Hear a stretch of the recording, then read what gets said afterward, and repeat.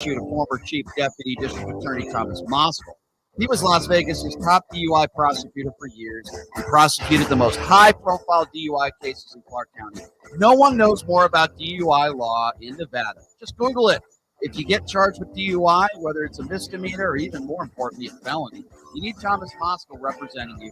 His relationships with the prosecutors and judges, and his knowledge of DUI law to work for you. So give him a call now or text him at 702-848-5555. It's your life and liberty that's at stake. Don't wait. Call now. That number again, 702-848-5555.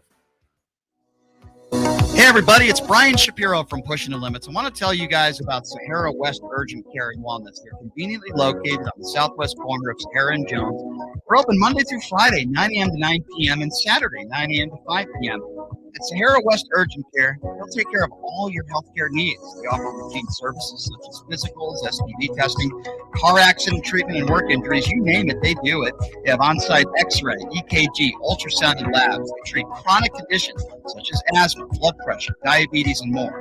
They also offer general wellness exams and treatments such as testosterone enhancement and cancer screening. They're located on Sahara, 6125 West Sahara Avenue. Their number is 702-248-0554. And the best part, they accept most major insurances and affordable cash pay prices. Office visits starting at just $95. And I'm also a client.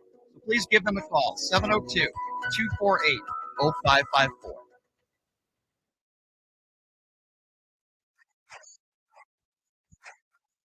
Look, it's impossible for the average person to find a great attorney out there. There's so much misinformation.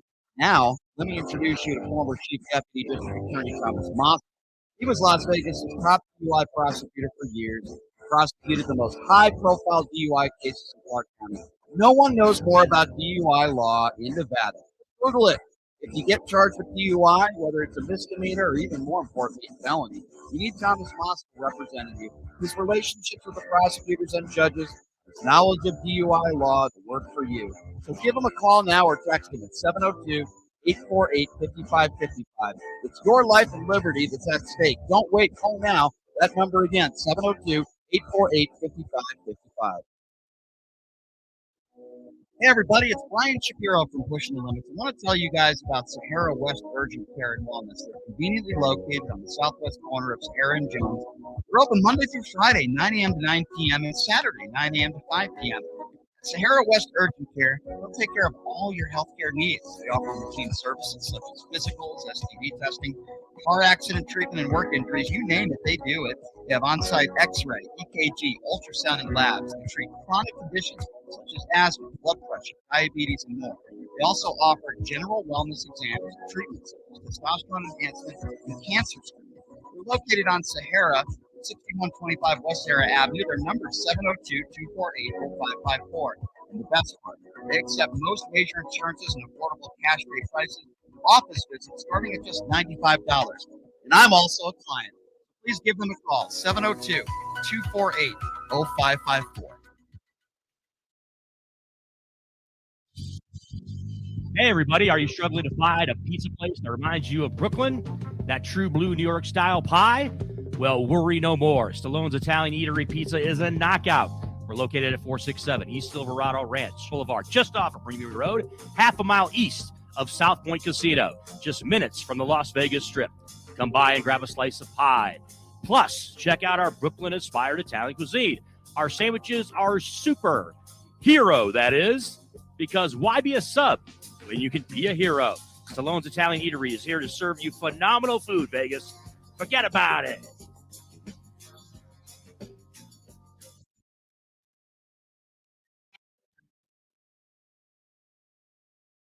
All right, welcome back on a Tuesday. All the things that have been canceled and delayed. It could happen at a worse time. I mean, I have a friend coming out here for New Year's Eve, and oh my God, all these flights have been canceled. It's a mess. We'll get to that a little bit later. You know about some mess? Who's the new justice of the peace out there for Nye County? It's Michelle Fiore. Listen, y'all saw the video. I played it for you. The 2 minutes that I had, even though I was out there for 6 or 7 hours, 7 hours of my life that I want back. But the guy joining us on the line right now, he's been living out there in Pahrump for many years. He runs Godfather Media. He's been involved in the radio business. He goes to a lot of these commissioner meetings. So I figured what better person than to talk about this. His name is Anthony Greco. I met him out there last week, and Anthony is nice enough to join us right now on the line. Anthony, thank you so much for being here. How are you? Good afternoon. Thanks for having me. Doing good today. Good. Glad to hear that, my friend. I hope you had a good Christmas. So you've been going to these commission meetings for years, right? Just give us a background on that. You've been doing this for a while. Okay, I've been living here for 25 years. After 2 years of being here, I figured something was wrong, so I started with the town board meetings, and they were so out of control, we actually voted that whole level of government out. So the commissioners took over, so I started following the commissioners' meetings. And, they vote on a lot of different things, and they kept pushing this out.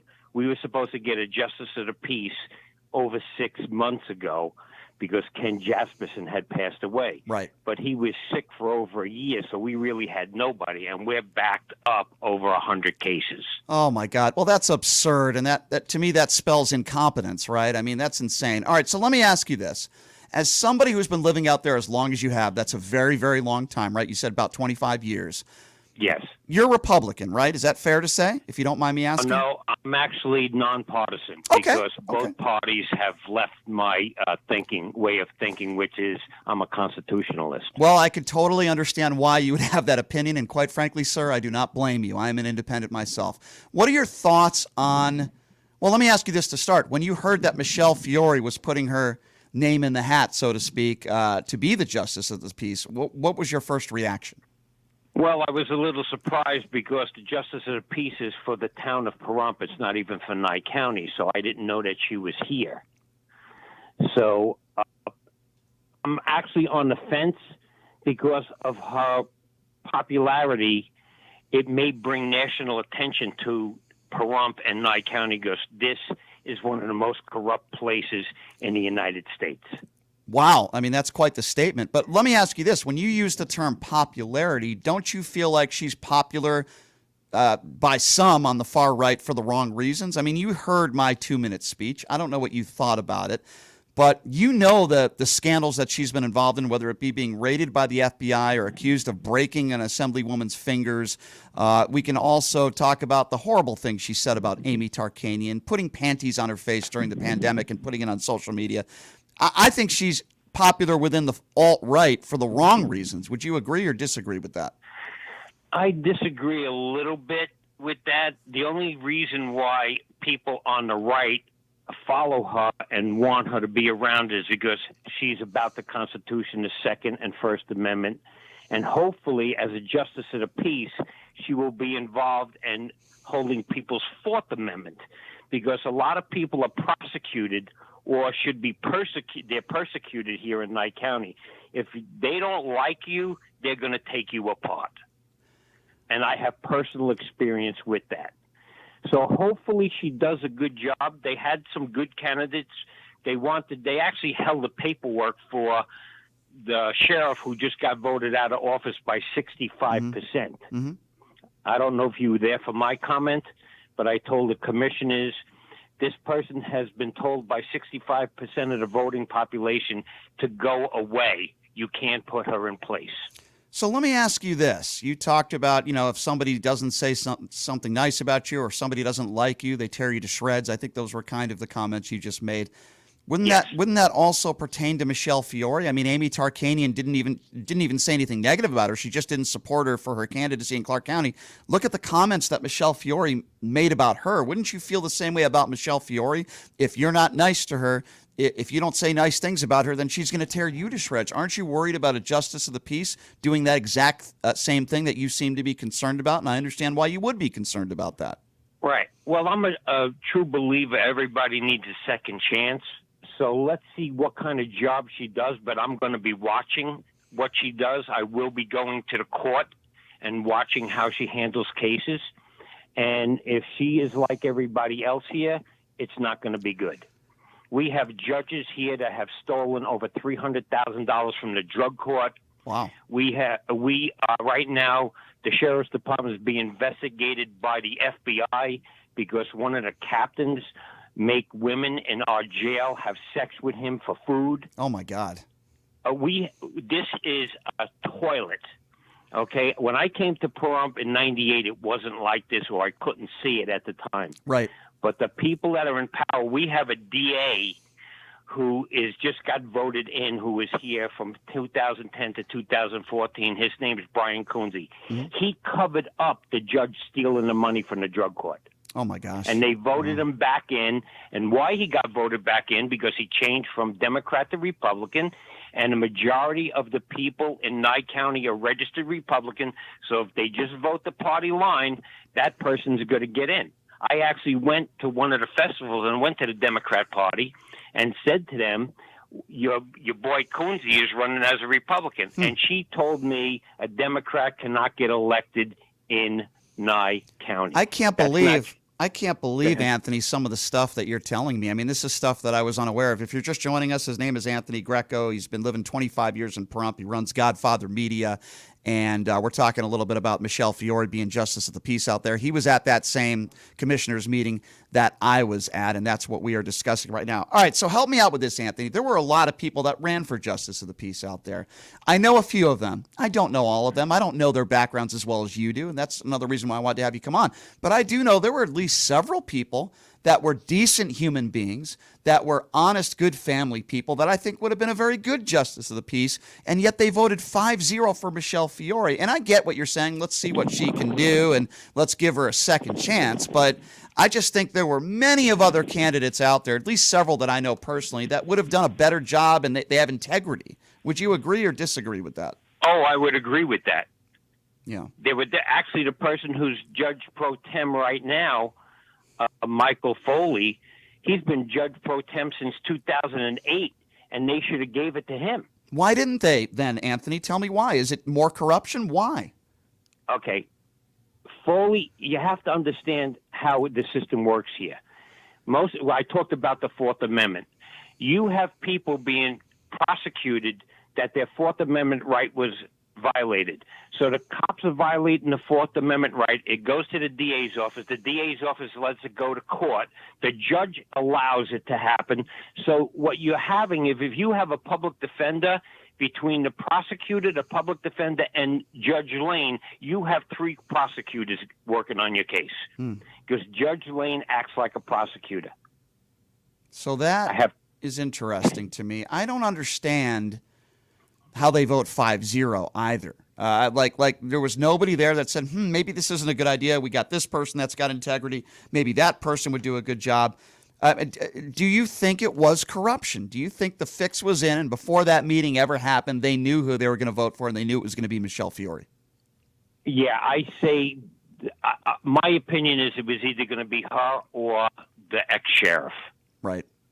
Okay, don't forget, all our people on the board are all Republicans.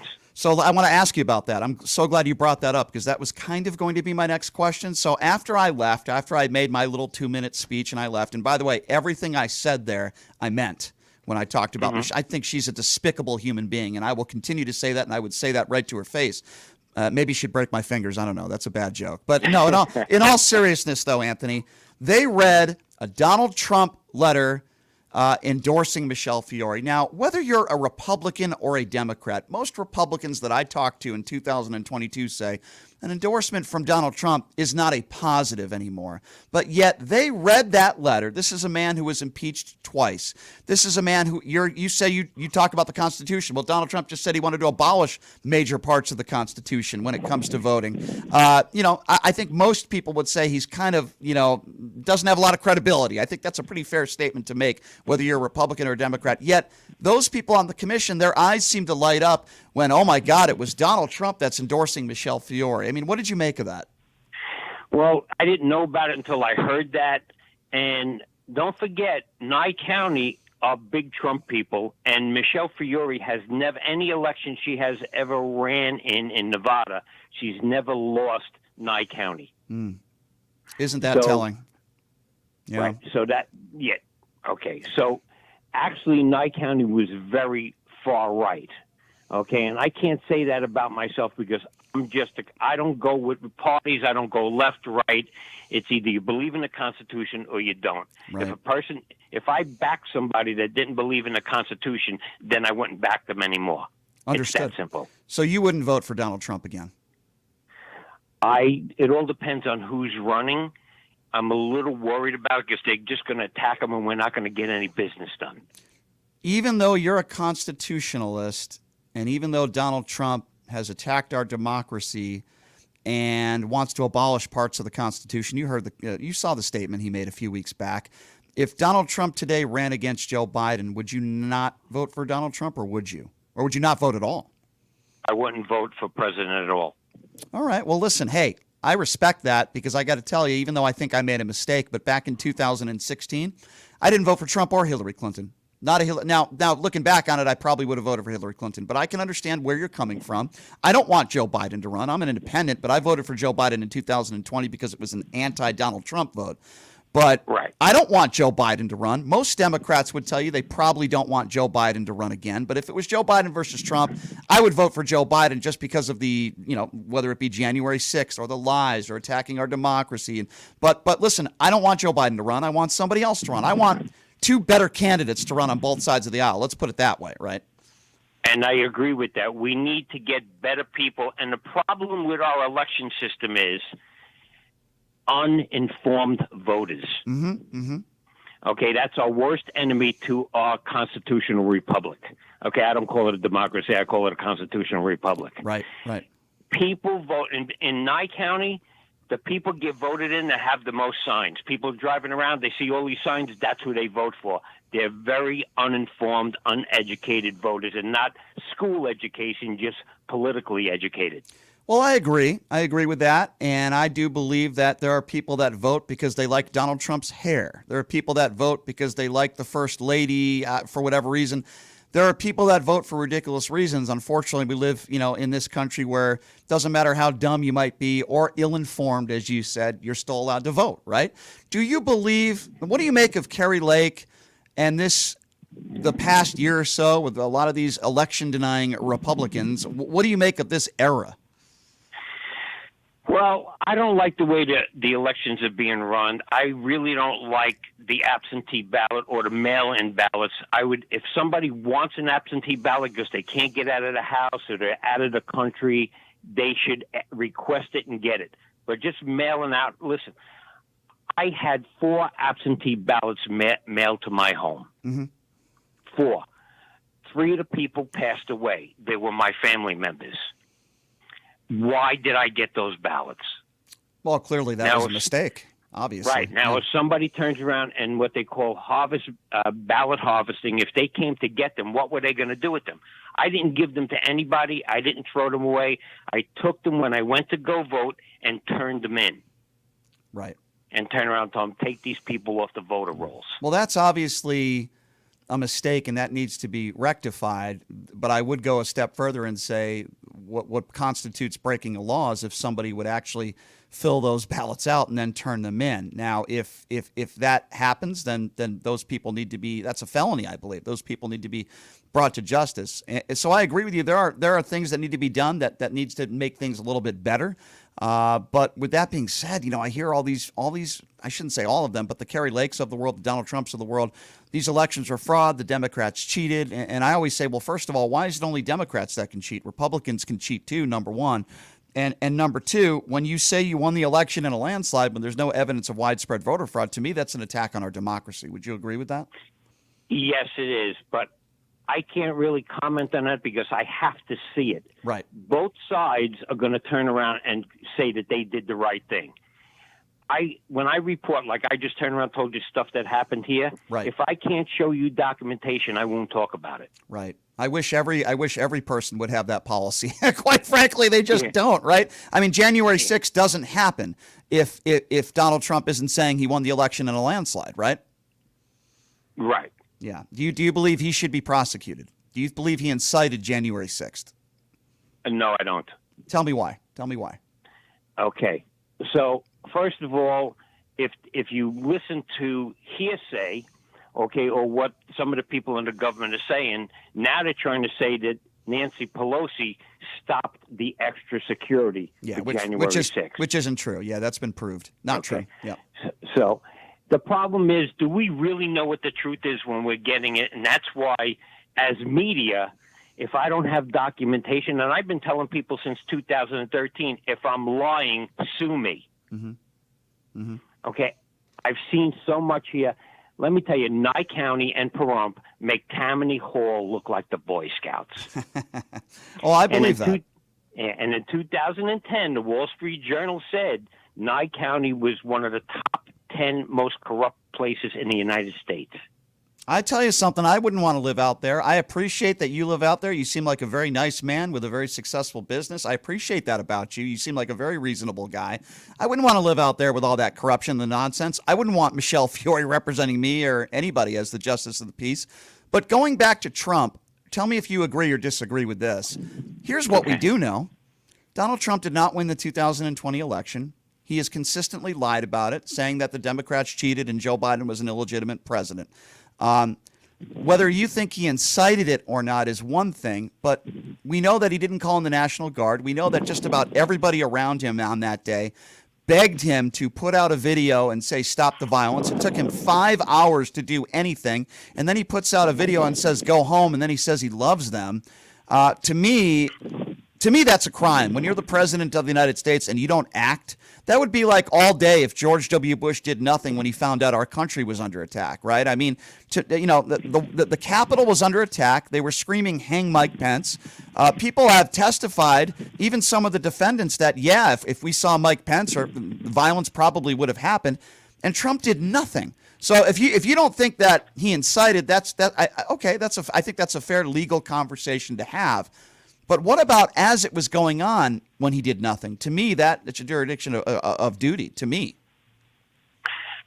Well, if you could look at it that way, too, but he did offer the National Guard to the Washington police like a day before. Do you want extra people? Now, do I know that's a fact? Did I see the paperwork? No.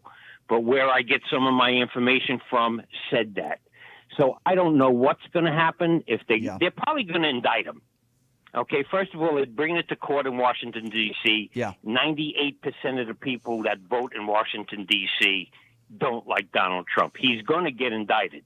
Just like the FBI says you can indict a ham sandwich. Yeah. He might. I think it'll be tough to prove in court, but he very well might. You might be right about that. No, he's going to definitely get indicted. With the court that they're bringing that paperwork to. But don't forget, the January 6th committee does not have the power to have somebody indicted. They have to move it to another court. They gave recommendations to the DOJ. That's all they were really able to do. Right. And I truthfully don't believe that, in my opinion, I don't believe that the Democrats jammed Donald Trump up. I think it was the bad Republicans. Perhaps. What do you mean by jam up, though? Okay, put him in this position. Okay, he didn't get a lot of things done because the first 2 years he was in, Paul Ryan was the speaker. Yeah. I knew that Paul Ryan was no good for the giddy up when Romney picked him as vice president. Yeah.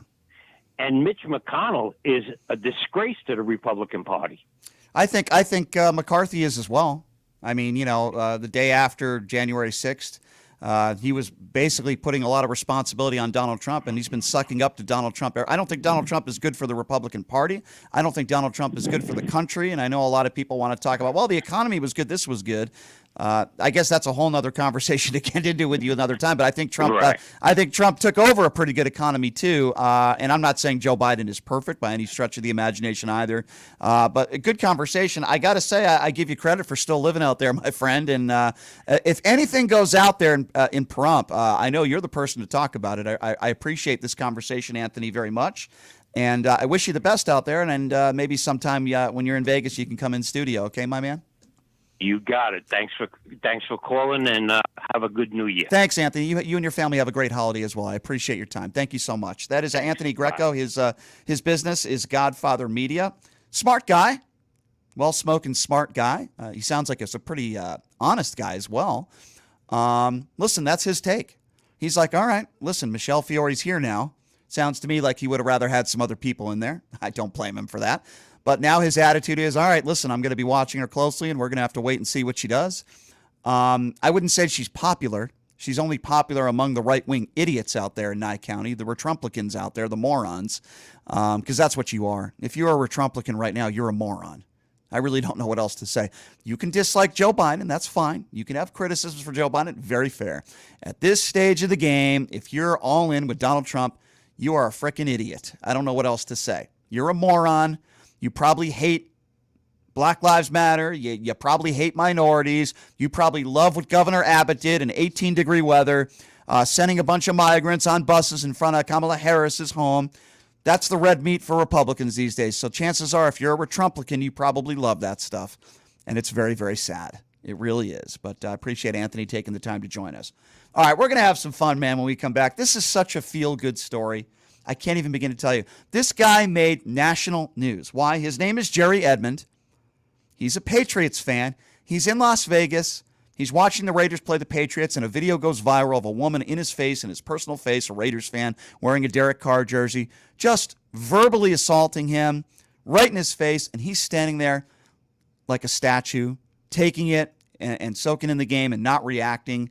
The video has over 20 million views. Well, the owner of the Patriots hits him up, Mr. Kraft, and says, why don't you come out to a game? He was hanging out with Kraft. Looked like drinking some champagne with Kraft, watching the Patriots game, and I know the Raiders have reached out to him too. So this is a really cool story. His name is Jerry Edmond. He's going to be joining us next, and I can't wait to talk to him. We'll take a quick break, and we will be back right after this. You are listening to Pushing the Limits right here on KSHP. We'll be back right after this.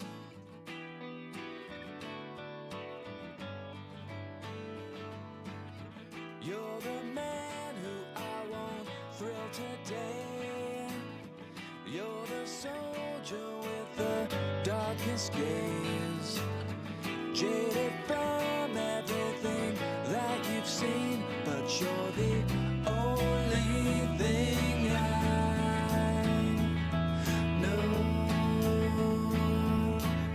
You're the cold that doesn't go away. You're the song that paints an empty day. You're the film that never goes astray, but you're the only thing I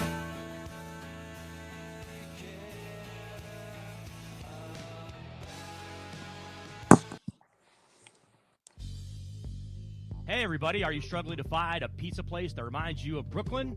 That true blue New York style pie? Well, worry no more. Stallone's Italian Eatery Pizza is a knockout. We're located at 467 East Silverado Ranch Boulevard, just off of Premium Road, half a mile east of South Point Casino, just minutes from the Las Vegas Strip. Come by and grab a slice of pie. Plus, check out our Brooklyn-inspired Italian cuisine. Our sandwiches are super. Hero, that is. Because why be a sub when you can be a hero? Stallone's Italian Eatery is here to serve you phenomenal food, Vegas. Forget about it.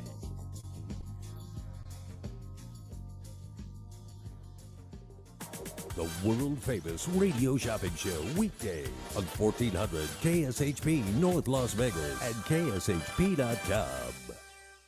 The views and opinions expressed in the following program are those of the program's participants and do not necessarily reflect those of station staff, management, and advertisers. All right, welcome back. It is Pushing the Limits on a Tuesday. Thanks so much for joining us. You know, a time in the world, we talk about so many serious issues on this show. Could be racial issues, anti-Semitism. We talk about gun control. We were just talking about corruption in Nye County. This is a really feel-good story, man. I love this story when I first heard about it. A video that became viral. I was at the game, so I go to every Raiders game. I cover the Raiders and Bill Belichick in town. I grew up a New England Patriots fan. I grew up in Connecticut, right? I used to go to Gillette Stadium. And I'm watching this Patriots fan on this video. And this Patriots fan on this video is being harassed, verbally assaulted, not physically, but this woman wearing a Derek Carr jersey, a despicable Raiders fan, is harassing this guy. And I'm just rolling my eyes and I'm thinking to myself, oh my God, what happened next? And I'm watching this video and this guy, Jerry Edmond, who's just taking it, he's like a statue. and his behavior is like a role model. He's just taking it and he's just ignoring her. And I'm like, how is this guy doing this? I felt sorry for him. I think as many people did. Well, it turns out Kraft hits him up. He's hanging out with Kraft at the Patriots game over the weekend, and the Raiders have hit him up too for tickets and stuff. This is such an awesome story, and I'm so glad Jerry Enbit is joining us right now. Jerry, good to see you. Thanks for coming on, my man. What's this week been like for you? It's been hectic. I guess that's one way to describe it, right? All right, so Jerry, let's start from square one. This was your first NFL game, right? Is that correct? Watching in person? Yeah. Okay, so you live in Connecticut? Is that my understanding? Yeah. Okay, so you live in Connecticut. You decide to maybe go out with a friend and catch your New England Patriots play the Raiders. How long have you been a Patriots fan for? Since I started watching football, so since I was 7. Oh, so is it fair to say you're a diehard New England Patriots fan? Is that fair to say? Yep. All right. Until I die.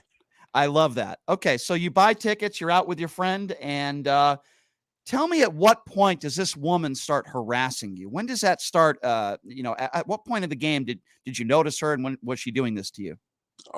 She kind of started in the beginning of the game, coming up to me, and at first, this is when I didn't even say anything about like Derek Carr or anything like that.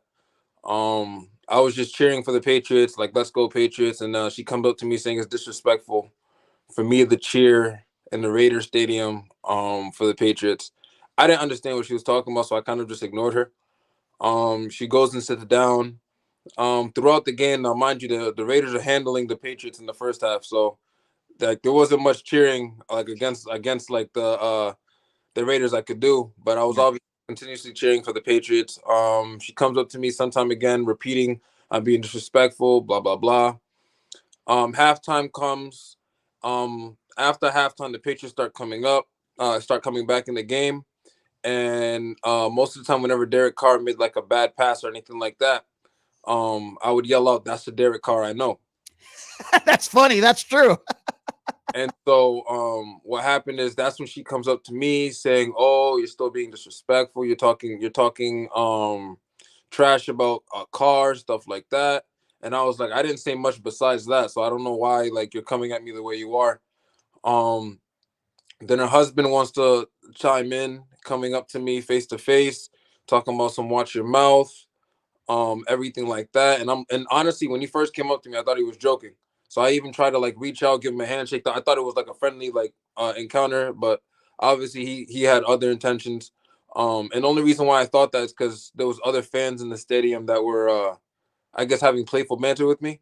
Right. So I thought everything was just fine, everything's good. But obviously he was taking it a different way.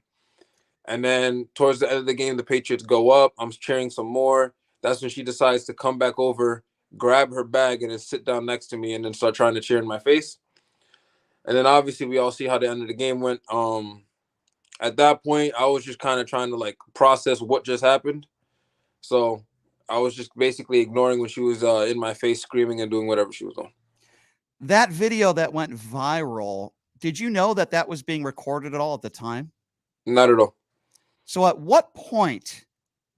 Well, let me ask you this before we get back to the video. Was anything said after the game, or did you just go your separate way? Did anything happen after that?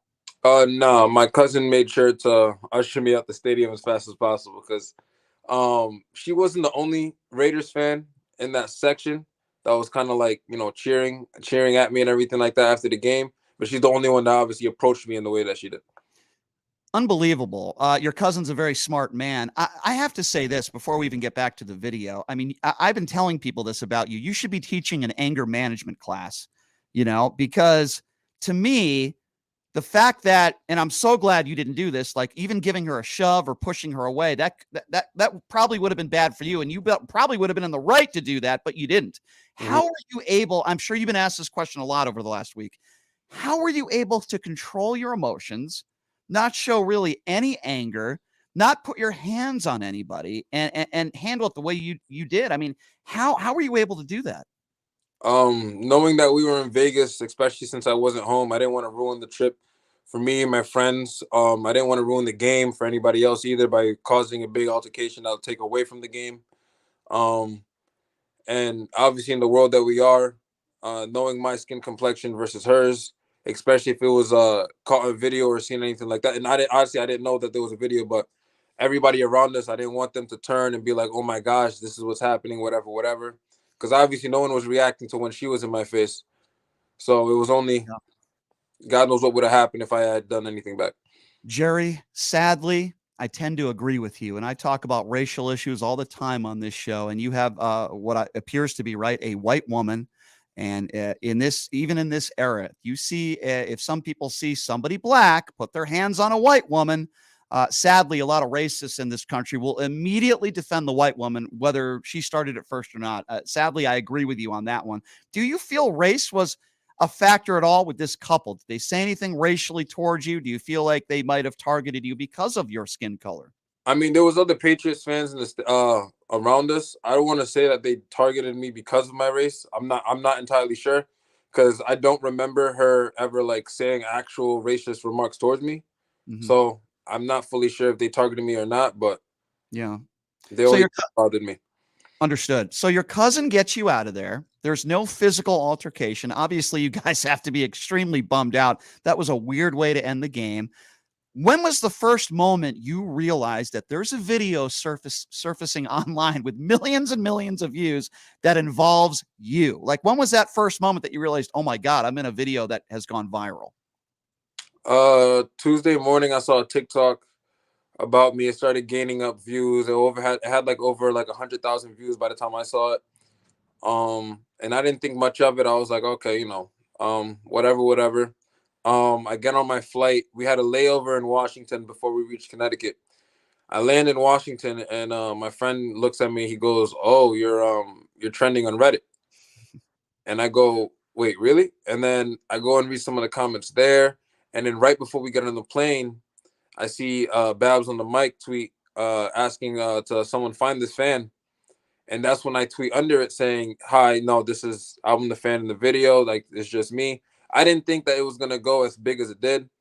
And then once I landed in Connecticut, we had an IG live where I sent him proof. He kind of confirmed that it was me to everyone. And then from there, it just kind of took off. That is unbelievable. Okay, so who's the first organization that reaches out to you, and who is it? Is it the Patriots or the Raiders? What Oh, happens next there? Patriots. It's the Patriots. So the But Patriots reach out to you. Okay, what happens there? the night I land, I'm watching it slowly gain like hype on Twitter and everything like that. I had gone to sleep. By the time I woke up, it was around like 12 p.m., 1 p.m. And I have 3 voicemails. One of them was from one of the Patriots representatives, and then the other one was from Robert Kraft himself. Oh my God. What is that like going? Okay, you've grown up a Patriots fan, right? Since you were 7, I think you said. What is it like to go home and to hear a voicemail from the owner of the Patriots personally to you? What is that like for you? It was crazy. It was a wild situation. It was like a wild experience. What did he say in the voicemail, if you don't mind me asking? He just kind of called me. He said, "Thank you for representing the organization the way you did. You showed it in a very classy manner." And then he invited me, and he gave me 4 club seat tickets to go watch either the Bengals game or next week for the Dolphins game. So you watched the Bengals game. What was that first interaction when you meet him, Kraft, in person? What is that conversation like? I was kind of stunned, so like I didn't really know how to react, so I was just kind of like going through the motions. What does he say to you? He mentioned again how classy I am and everything like that. To thank me again for representing us the way I did. Saying how if he was in the situation, he doesn't even know what he would have done. So he appreciates that I reacted the way I did. Then he handed me the jersey with with my customized name on it, and then on top of that, went over and FaceTime Jay-Z, and I got to have like a 30 to 45-second conversation with Jay-Z. So you're sitting with Kraft at the Patriots game, and obviously Kraft knows everybody, right? And you're telling me he FaceTime calls his friend Jay-Z, which I would imagine you're a fan of. I'm a fan of. I think everybody's a fan of Jay-Z. And you're just having a conversation with arguably the most successful rapper in the history of rap music and one of the most successful musicians of all time. Like, what is that like for you? I know I asked you what it's like to get a voicemail from the owner of the Patriots. Then he hands you his phone. What is that like when you're having a conversation with JC? What's going through your mind at that point? Like, this is unreal. What does JC say to you, if you don't mind me asking? He just he appreciated for me not reacting in ways that others might not have. And just told me to keep being myself and to just, like, I guess, stay humble. So if I asked you 2 weeks ago, 3 weeks ago, a month ago, and if I said to you, Jerry, you're going to be sitting with the owner of the Patriots, watching the Bengals game with several of your friends. You're going to be talking to Jay-Z. You're going to be a household name, certainly in Patriots land, that's for sure. What would you have said to me? I wouldn't have believed you. Yeah, I bet not. What are you doing with that jersey? I'm probably gonna hang it up. I know I'm not wearing it because I don't want to wear it out or anything like that. So I'm probably gonna hang it up, buy like a case for it. Yeah, that's cool. So you watch the game with your friends. Now, it's my understanding, and correct me if I'm wrong, let's set the record here, that the Raiders reached out to you as well. Can you tell me a little bit about that? Yeah, the president of the Raiders reached out to me. They apologized for my experience at the stadium, and they wanted me to be able to go back to the stadium and have a better experience. So then they offered me tickets to the Pro Bowl or any game next year. And so I just chose I'd rather go to the Pro Bowl. And they told me after the holidays they'll reach out. What do you think about that? I mean, I think obviously very classy what Kraft did, but I think the Raiders reaching out to you is certainly, what would you like to say to the Raiders organization? Because I think that's a pretty classy move that they did as well. I'm sure you would. I want to say thank you. It kind of shows how much, like, when it comes to the owners and everything like that, they actually care about the fans, whether it's theirs or another franchises. They actually care about their experiences in the stadium and everything like that. Mm-hmm. So, Jerry, there are millions of people now. Well, 20 million people that have seen the video, but there are millions of people across the country that felt really bad for you. I'm one of them. When we watched that video, nobody should be treated that way. Now, obviously, good karma turned your way, and I'm very happy for you. But what would you like to say to those millions of people that are like me, that are like, man, I wish that guy didn't have to go through that. I love the way he handled the situation. A lot of people have been pouring out support for you. What would you like to say to them? I just want to say thank you to everybody throughout all the thousands of mentions, messages, DMs that I've received. I just want to say thank you for everybody. I appreciate everybody's kind words to me. This is probably one of my favorite parts about this even going viral. Wasn't like a part of meeting Robert Kraft and going to the Patriots game and all that stuff, was just the endless support that I got and reading all those messages. It actually made me feel good, made me feel like I actually made a difference, done something. And so yeah, it's just thank you to everyone. Couple more quick questions for you, Jerry. I appreciate you coming on. I mean, this goes to a bigger issue, right? I mean, you handled it perfectly. I think just about everybody would agree with that. I want to ask you this. Do you want to know who this woman is? Do you want to know who her husband is? And do you think her name should be put out there as an example of what not to do at a football game? Do you think she should be punished at all for the way her and her husband treated you? Based off the video going viral and everything like that, I assume that she's probably going through enough. Honestly, do I really care to know who the woman is or who her husband is? Not really. It was it was an unfortunate situation that turned into something good. I just hope that after seeing everything like that, that they understand that not everybody would have had the same reaction as me. Not everybody would allow somebody to, like, get in their face the way she got into mine and just be able to walk away without saying there was anything that happened. Jerry, I think you would agree with me. This goes to a bigger issue when it comes to society. You know, people struggle to control their emotions. People do not know how to de-escalate situations. This goes to law enforcement too. I mean, let's be honest here. Police brutality, whether it's law enforcement or people that are in power, it seems like, it's getting worse in society, maybe not better. And there are not a lot of good people like you out there. I mean, I want to get your thoughts on that because, you should be I guess for lack of a better term, the poster child or whatever it is for how to handle a situation like that. But I'm sure you would agree with me. People have died at football games, have gotten into fights. People have been seriously hurt.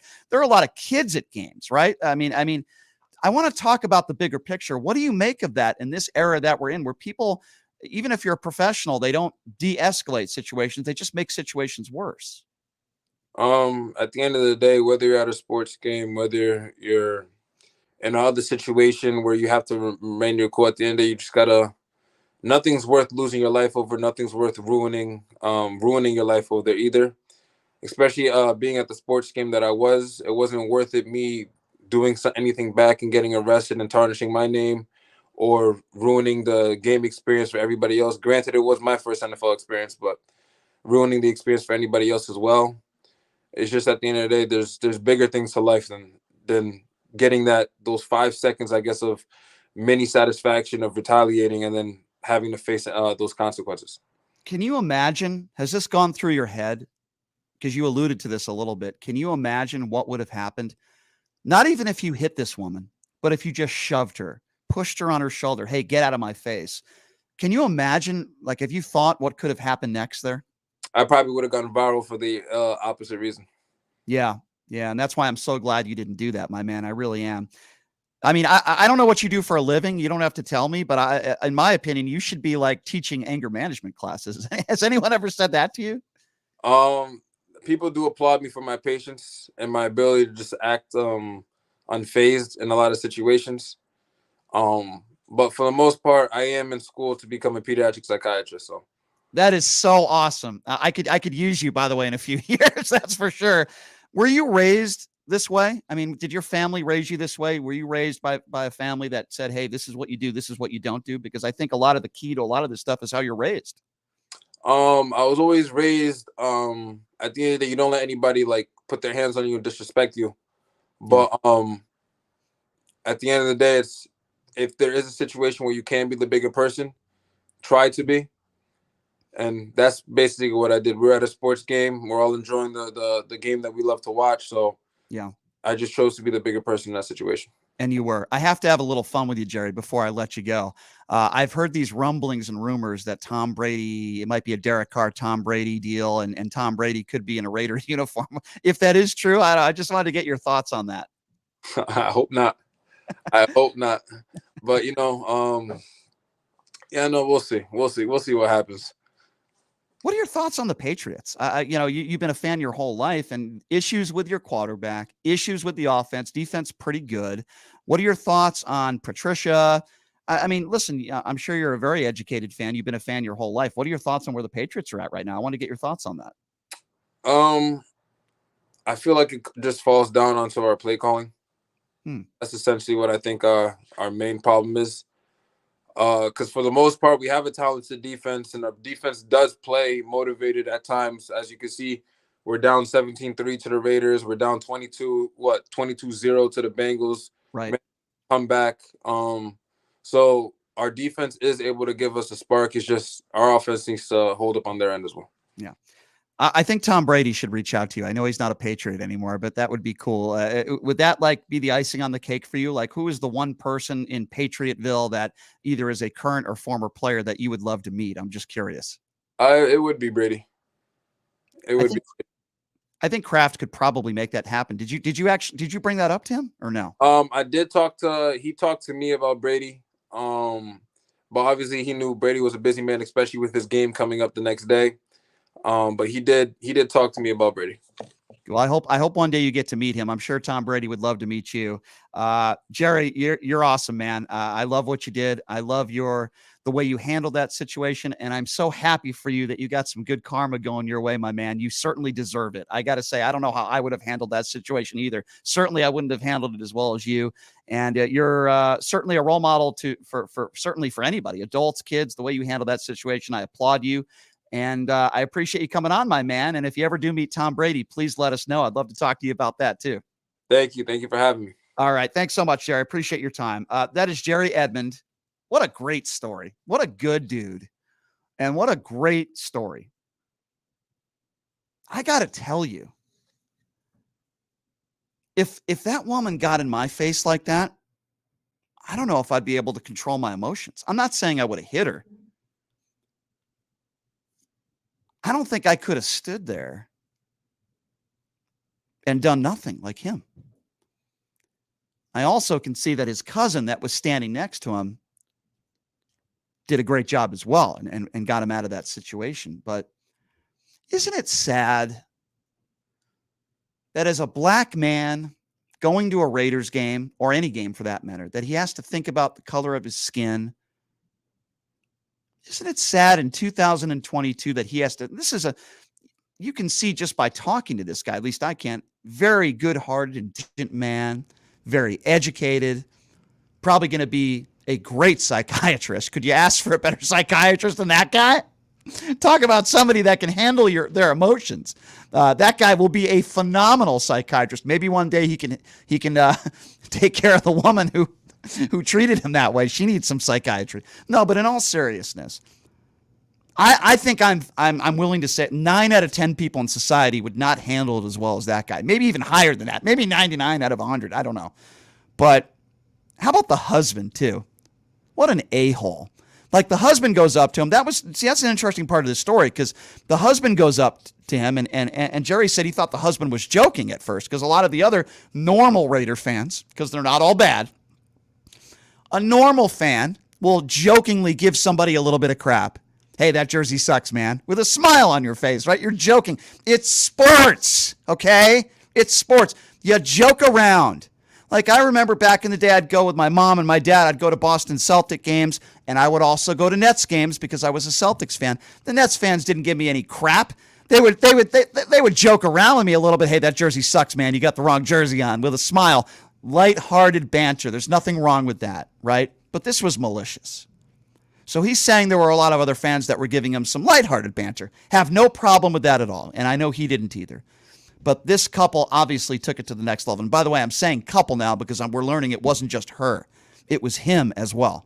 It was the boyfriend or husband or whatever as well. Now, Jerry is taking the high road. And by the way, I understand why he's doing that, and I don't blame him for doing that, and that's the kind of guy he is. Maybe I'm not that guy, but I'm going to tell you something. I want to know who this woman is. I want to know who that man is.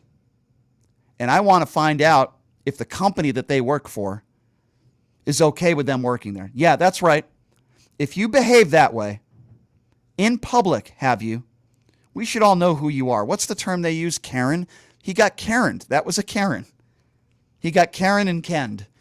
And if we see these videos all the time of, it could be at a 7-Eleven or, at a convenience store or whatever, where people go in there and they make horrible comments and they treat somebody terrible. It could be racism. It could be just whatever.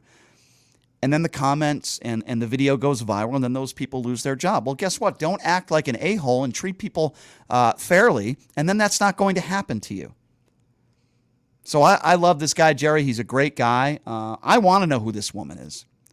I want to know if she lives here in Las Vegas. She doesn't represent this community. She doesn't represent Raider fans. There are a small percentage of Raider fans that are just jerk meatheads, horrible people. There is a small percentage of those people that drink. We don't know if this woman was intoxicated or not. Not that that is an excuse, because that's not an excuse at all. This is an embarrassment. I applaud the Raiders organization for reaching out to this man, and he's going to be going to the Pro Bowl, which I think is great. It's a classy move by the Raiders organization, and I know they don't want fans being treated like that. Rightfully so. I also love what Kraft did. I love it. And by the way, that's something that I didn't know, and I don't think anybody knew that, because I don't think Jerry told anybody that, but he had a conversation with Jay-Z. I love it how just Kraft is just sitting there with him, and Kraft like, hey, are you a fan of Jay-Z? Oh, let me give him a call. Do you want to talk to Jay-Z? I just think that's so cool. That's the kind of guy Kraft is. Kraft is a good dude. And yes, I know he made a mistake with the whole massage parlor situation, but Kraft, to me anyway, seems like a really good guy. I know he lost his wife several years back, very sad, but I hope Tom Brady can get in touch with Jerry, even if it's a 2-minute phone call. I think Jerry deserves that as well, and I'm really glad that I'm really, really glad for him. I'm happy for him. And seems like a really good guy. I really enjoyed talking to him. Really good dude, and seems like he's pretty knowledgeable when it comes to football as well.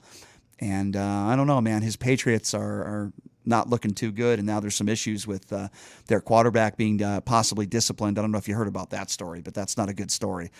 So we'll have to wait and see what happens. I appreciate Jerry coming on. That is a really good feel-good story, and if I had any New Year's resolution to be, I want to be like Jerry. When I grow up someday, I want to be like Jerry and be able to control my emotions. Anybody who knows me knows if somebody does me wrong, sometimes I struggle to control my emotions. That's the way I've always been. But I have always said, though, and the way I've always been is I treat you the way you treat me. And maybe that's not the right way to go about things. And maybe if you're mistreated, you just need to move on, because that's the way the person wants to get a reaction from you. Maybe you just need to move on and be happy and be around people you enjoy being around. Maybe I need to take that attitude. But if somebody on social media says, oh, you're a liberal, you're a lefty, this or that, I always seem to respond. That's just the way I am. I'm a response guy. That's just who I am. And maybe that's not the right way to go. Maybe I have some growing up to do when it comes to that stuff. But that's the way I've always been. I defend myself. And in this situation, I can tell you right now, I would not have reacted the same way Jerry reacted, and I wish I was different. I wish I could have done that. I'm not sure I would have been able to handle my emotions. No question about that. All right, we're going to take a quick break, and I want to talk about an interesting story coming up, and we'll take some phone calls, too. It's 702-221-7283. And again, that number, your thoughts on that interview, too. I really enjoyed that. 221-7283 is the number to call. I do want to take a break, and I want to talk a little bit more about social media when we come back, and I want to talk about when do people take it too far? Well, there's something going on TikTok that is extremely distasteful, but it's also becoming very popular. And it has something to do with death. I'll tell you exactly what that is coming up next. Take a quick break. We'll be back right after this. You're listening to Pushing the Limits right here on KSHP.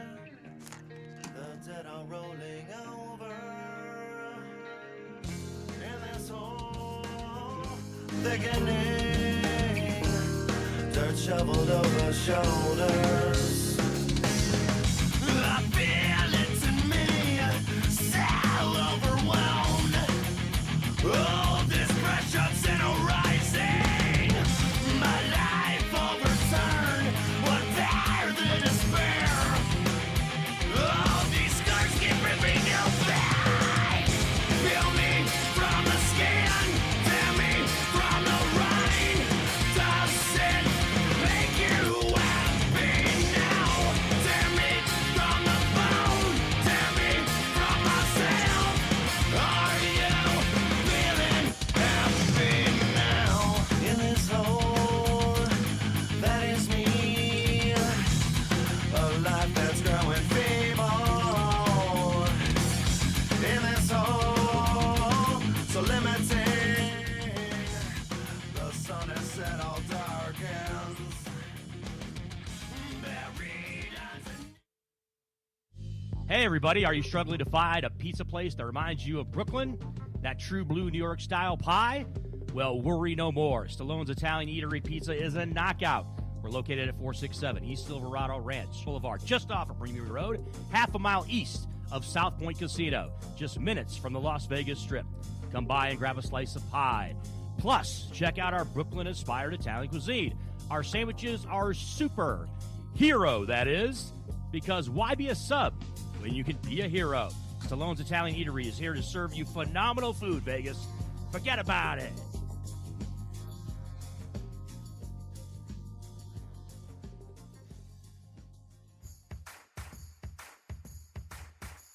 Look, it's impossible for the average person to find a great attorney out there. There's so much misinformation. Now, let me introduce you to former Chief Deputy District Attorney Thomas Moskal. He was Las Vegas's top DUI prosecutor for years. He prosecuted the most high-profile DUI cases in Clark County. No one knows more about DUI law in Nevada. Just Google it. If you get charged with DUI, whether it's a misdemeanor or even more importantly, a felony, you need Thomas Moskal representing you. His relationships with the prosecutors and judges and his knowledge of DUI law to work for you. So give him a call now or text him at 702-848-5555. It's your life and liberty that's at stake. Don't wait. Call now. That number again, 702-848-5555. Hey everybody, it's Brian Shapiro from Pushing the Limits. I want to tell you guys about Sahara West Urgent Care and Wellness. They're conveniently located on the southwest corner of Sahara and Jones. They're open Monday through Friday, 9 a.m. to 9 p.m. and Saturday, 9 a.m. to 5 p.m. At Sahara West Urgent Care, they'll take care of all your healthcare needs. They offer routine services such as physicals, STD testing, car accident treatment, and work injuries. You name it, they do it. They have on-site x-ray, EKG, ultrasound, and labs. They treat chronic conditions such as asthma, blood pressure, diabetes, and more. They also offer general wellness exams and treatments such as testosterone enhancement and cancer screening. They're located on Sahara, 6125 West Sahara Avenue. Their number is 702-248-0554. And the best part, they accept most major insurances and affordable cash pay prices. Office visits starting at just $95. And I'm also a client, so please give them a call, 702-248-0554.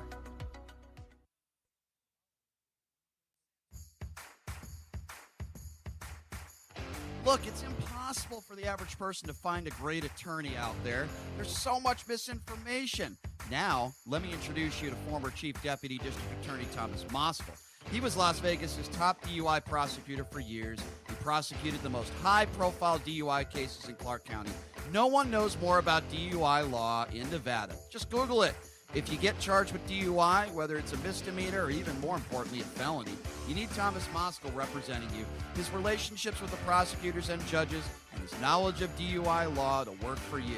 So give him a call now or text him at 702-848-5555. It's your life and liberty that's at stake. Don't wait. Call now. That number again, 702-848-5555. Hey, everybody, are you struggling to find a pizza place that reminds you of Brooklyn? That true blue New York style pie? Well, worry no more. Stallone's Italian Eatery Pizza is a knockout. We're located at 467 East Silverado Ranch Boulevard, just off of Premier Road, half a mile east of South Point Casino, just minutes from the Las Vegas Strip. Come by and grab a slice of pie. Plus, check out our Brooklyn-inspired Italian cuisine. Our sandwiches are super. Hero, that is. Because why be a sub when you can be a hero? Stallone's Italian Eatery is here to serve you phenomenal food, Vegas. Forget about it.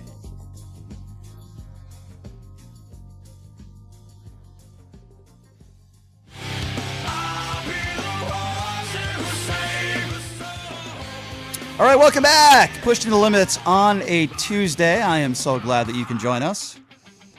If you missed my interview, by the way, with Jerry Edmond, we put that up on, I just started a TikTok page. I've got like a gazillion views already. So PTL Vegas is the TikTok page that I just started. I put up some clips of some former guests that I've had on. For example, Roger Stone, and got like 20, 30,000 views on that one. So I just started with this stuff. I'm a radio guy, but I never really got into the whole social media stuff and still now. But if you missed my interview with Jerry Edmond, the Patriots fan who's been treated like royalty, rightfully so, the last couple days, that'll be up on our YouTube page, PTL Vegas, the Twitter page, PTL Vegas. Usually give me a few hours, and I put up clips and stuff like that, even though the entire show, of course, you can watch live on YouTube as well. And, of course, my Twitter page, which is Pushing Limits LV. I want to tell you guys about my favorite gaming bar in town, which is, of course, Jackson's Bar and Grill. I was there the other day. It was packed. On Sunday, earn 200 points, get $50 in free play in December. Mondays, earn 200 points, you get a free bottle of wine. Tuesdays, 10-time points all day. Some restrictions do apply, and they are having their 20th anniversary on January 20th. And a couple friends of the show, UNLV legend Marcus Banks, will be there for the event on January 20th, and so will William Hung, She Bang. So that's going to be fun. I'll give you more information on that event as it gets a little bit closer, but that is going to be a lot of fun, no doubt about it. So speaking of social media, I remember just about every celebrity death, every big one in my life. You kind of remember where you were and who told you. I remember when Michael Jackson died. I think everybody was in a lot of shock, and a friend told me, and then I put on the TV, and I'm watching television, and I'm seeing everything happen in real time. Pretty upsetting when I heard that Prince passed away. I was always a big Prince fan growing up, and that was a tough day, I think, for just about everybody. I think the one celebrity death that affects me to this day is Kobe Bryant. That was a different circumstance for me because, first of all, I had interviewed Kobe Bryant dozens of times, and we didn't have a personal relationship, but I always loved interviewing him. And it was usually after a game when I'd go to Laker games, or I interviewed him a number of times when he was here for USA Basketball. I had one-on-one interviews with Kobe Bryant many times when they were trying to win the FIBA and qualify for the Olympics, which they did, I had plenty of opportunities to interview Kobe Bryant. It was very special to me. I always looked up to Kobe Bryant because he was, what a killer he was on the floor. I've always said he's a top 5 player. I know some people disagree with me, but I had seen Kobe Bryant and his daughter at an Aces game 6 months before he died. And I'll always remember that.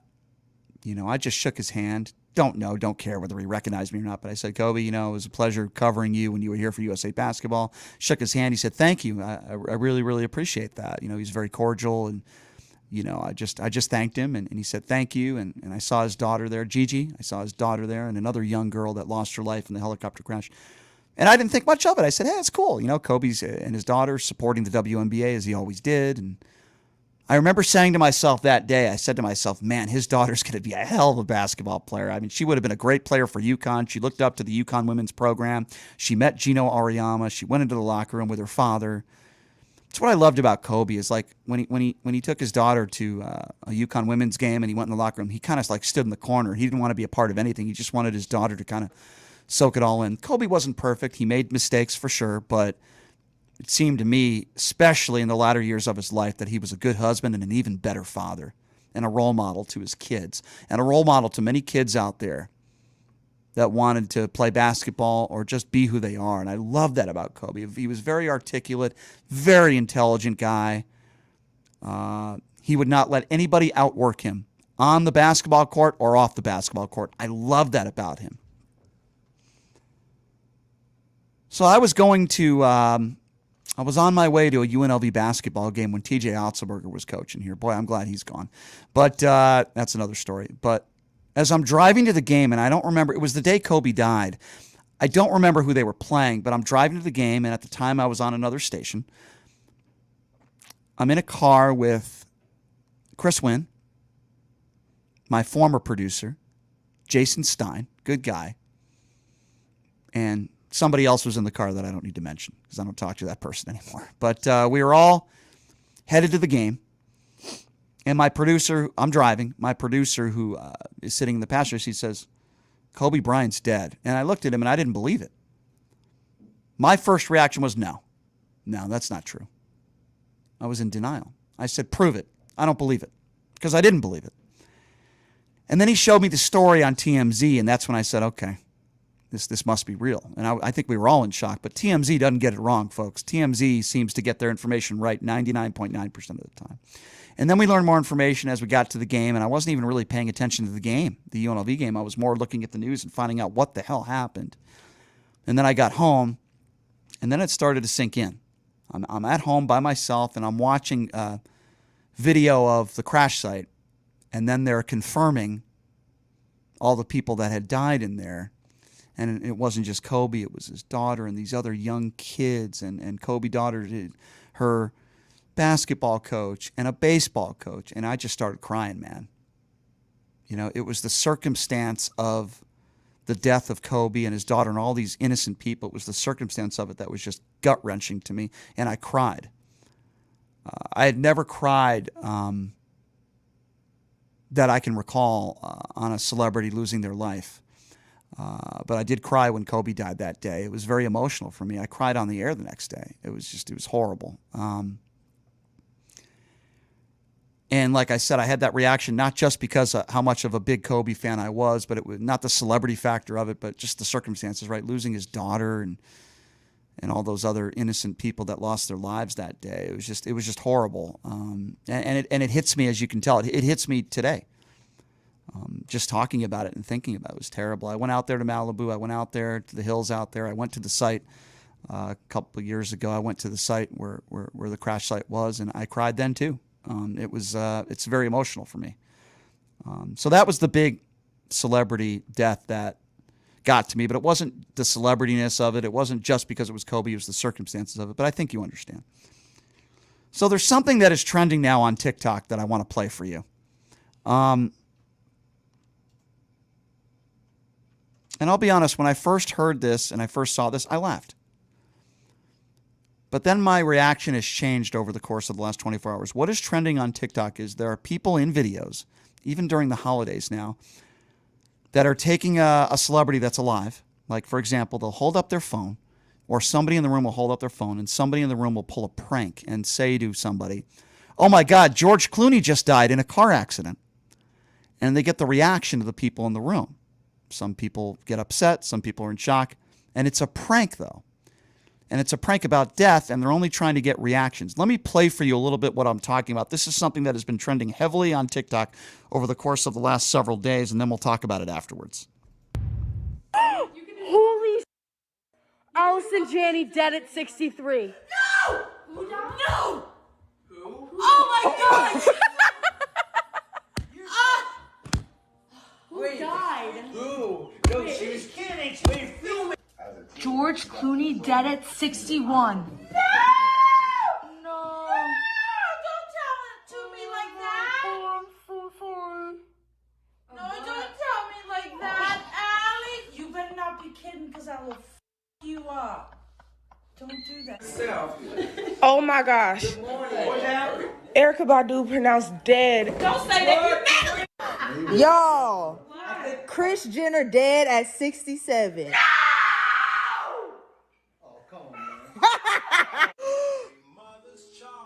Austin Butler dies at 31. Shut up! Oh my God. It's a joke. Oh my God! Why would you do that? Wait, oh my God! What? Tom Cruise died at 60! Mom. What? Oprah Winfrey dead at 68. No! No, I'm not That's even a kidding. joke. I'm not even kidding. I'm not kidding. She just posted on Instagram this morning. Are you joking? No. This is a joke. This is a joke. Did you see the news? No. Lady Gaga dead at 36. What? I swear, car crash. Lady Gaga? Car crash. Oh my God. I'm kidding. All right, so there's a lot to get to with this. And I'm going to be honest with you. The first time I saw this video, I laughed a little bit. And I even laughed a little bit now, but it's not funny. I shouldn't be laughing. I'm glad those people are alive, but we're talking about life and death here. And pranking people about death. Listen, I'm all for pranks, man. Like, I love Impractical Jokers. I've interviewed those guys, and I love people who pull pranks on other people. I don't want to knock it.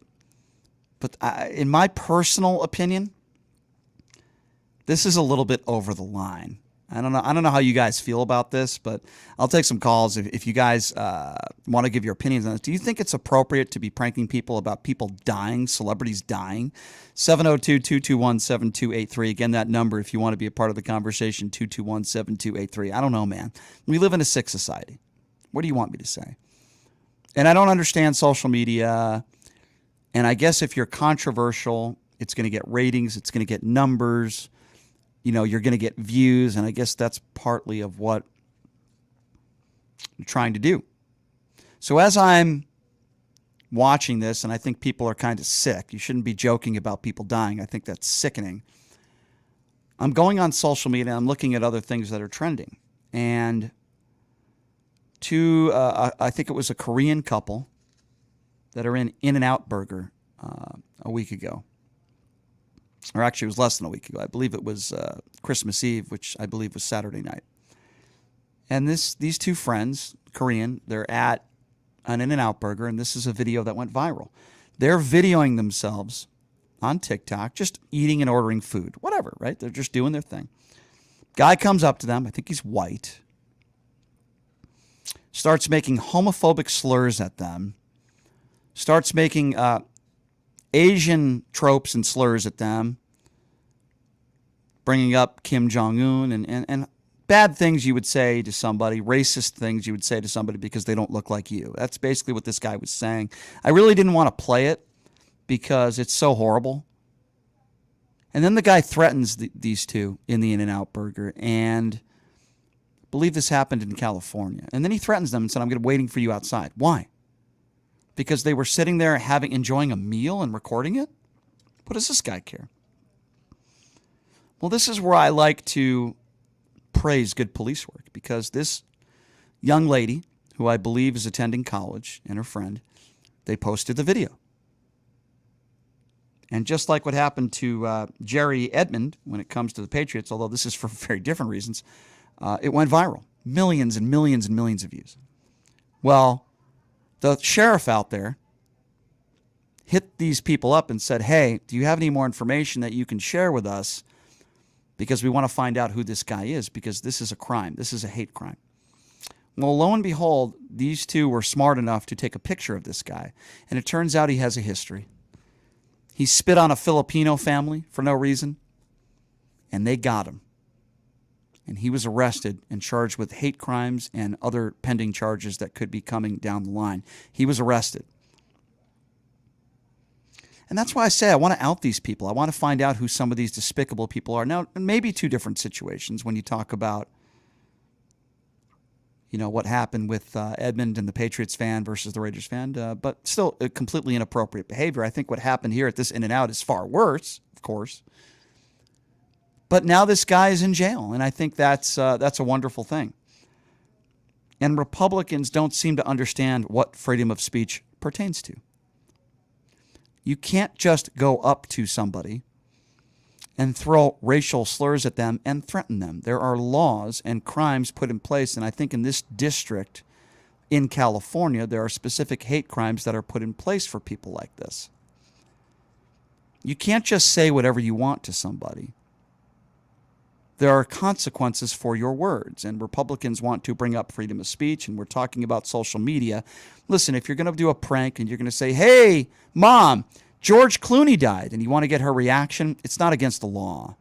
And social media will allow you to put that up. You could call it distasteful, and that's what I would call it. It's distasteful. I don't think we should ever joke around about death, but there's no criminality to it, right? If people want to do distasteful things, they're allowed to do distasteful things. Like right now, I could take my shirt off. It would be very distasteful. Marquez would not want to see that, and I don't blame him. Nobody wants to see it. I wouldn't be breaking the law, but people would be vomiting. I don't want people to see that. That would be inappropriate. I think we all can agree on that.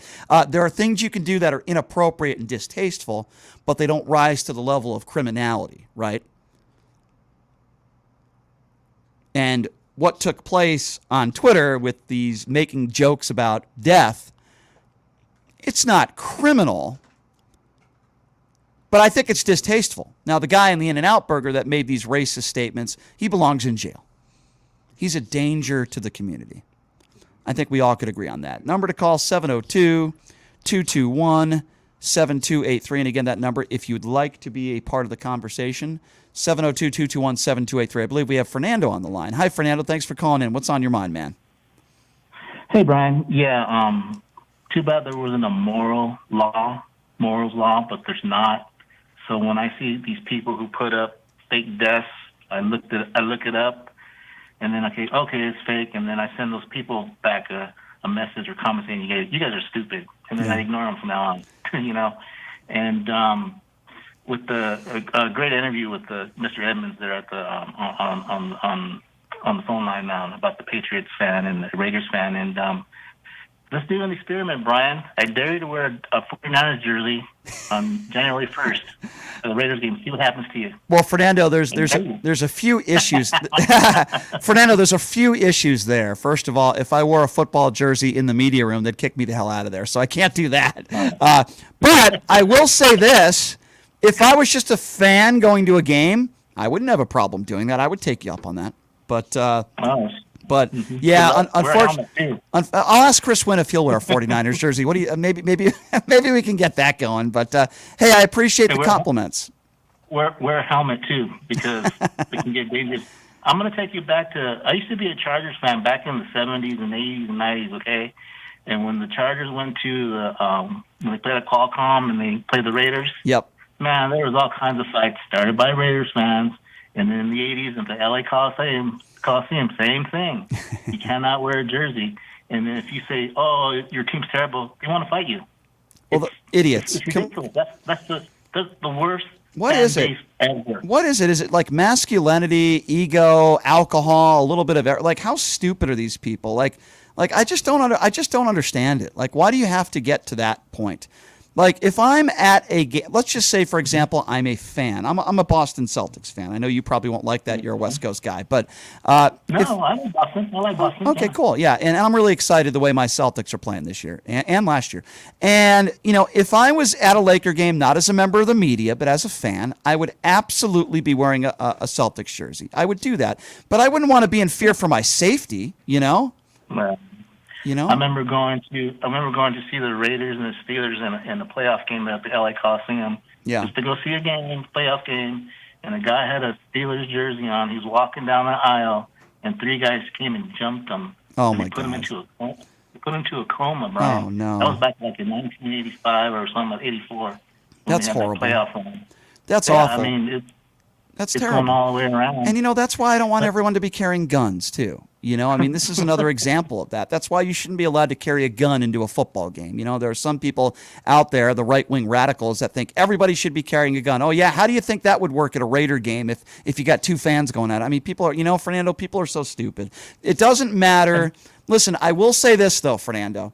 If you're going to go to a Raiders game and you're the opposing team fan and you wear a jersey, you have to know, and I listen, I'm not saying this is right, but you have to know you're walking into some trouble. You have to understand that. I'm not saying it's right. A fan should be allowed to wear a jersey and do whatever the hell they want to do. But I can tell you right now, if you're at a Vegas Golden Knights game, I don't think if you're the Montreal Canadiens and people are wearing Canadian jerseys, I don't see Knights fans swearing at them. It's a different group of people. It's a different crowd, right, Fernando? I don't see this happening in NHL games. It'll happen at soccer games. I don't think maybe baseball games, but I don't think that happens. Baseball's such a slow sport and calm. I don't know if it would happen at baseball games. I guess if it's a Red Sox-Yankee games, it depends on the game, but it doesn't really even happen that much at NBA games. It seems to always happen at football games. Why? Just the alcohol talking and people out of control. But if I was at a game and a fan started, bother me, I would call the usher or call security and tell them, hey, this person's bugging me and they're harassing me. I got to do something. That's good advice. It's good advice. Yeah. Yeah. Have a good day. Have a good day, partner. Yeah. Thanks, Fernando. Have a good New Year's. Appreciate it. Thanks for the call. 221-7283, the number to call. Fernando makes a good point. If you're in a situation that Jerry Edmond was in, and if you don't think you can control your emotion, then you need to go talk to security. You need to say, hey, here's what's going on. That's why they're there, right? But it seems like they're never there when you need them the most. But it's kind of like the police, right? I'm pro-police. Just like I'm pro-Black Lives Matter, I'm pro-police. But it seems like in the few times in my life that I wanted a police officer to be there, they weren't there. You see them when you don't need them. I don't know. It's just Murphy's Law, I guess. But Fernando's absolutely right. You can be distasteful. I believe what I saw on TikTok was distasteful, with these people saying, hey, George Clooney died at 55, Mom. Why do you want to put your family through that, or somebody you care about? It's just weird. But I just think when it comes to death, that's not something that we should joke around about. I know people in this town in the radio business that one person in particular that used to work at another radio station. We never got along. He was horrible to me. He tried to affect my livelihood, my job. He was just terrible to me. And then I found out he passed away. And the first thing I did was I called his girlfriend. And I said, I am so sorry. I know that me and him never got along, but I'm very sorry for what happened. And she cried to me on the phone. She said, thank you so much. Some of his friends haven't even called me, and I appreciate you doing that. Because that's the kind of person I am. I'm not perfect. But when we're talking about death, I mean, I just don't think that's something you should F with. I don't think that's something you should mess around with. And I think the people that are doing that on TikTok, quite frankly, are wrong. And it's distasteful. But what the guy did at the In-N-Out Burger is criminality, right? There's a difference there, and we have to be able to distinguish the two, okay? Liberals, we have to be able to distinguish the two. We can't have everybody being canceled, but if you act in a bad manner and you represent a company, your company should be allowed to fire you. I have no problem with that at all either. All right, tomorrow on the show, we got a former North Las Vegas lieutenant with 30 years of experience coming in studio tomorrow. We're going to talk about policing. We're going to talk about issues facing North Las Vegas, issues facing Clark County as a whole, and policing as a whole. And it's going to be a good conversation. I'm looking forward to that. I appreciate all of you being here as always. And appreciate Mark Hayes as well for sitting through another Push and Limit show. I pity him. I really do. But anyway, thank you so much for being here, everybody. We appreciate it. And we will see you tomorrow, same time, same place. Have a great day.